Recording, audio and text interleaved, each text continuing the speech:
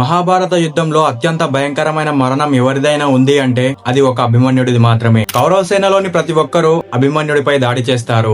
ఆ ఒక్క గంటలోనే ఆయన శరీరంలోని ప్రతి భాగాన్ని గాయపరిచి చంపేస్తారు. అభిమన్యుడి అంత్యక్రియల సమయంలో పాండవులందరూ తీవ్ర దుఃఖంతో ఉంటే శ్రీకృష్ణుడు మాత్రం ఒక మూలన నిలబడి ఆకాశం వైపు చూస్తూ నవ్వుతాడు.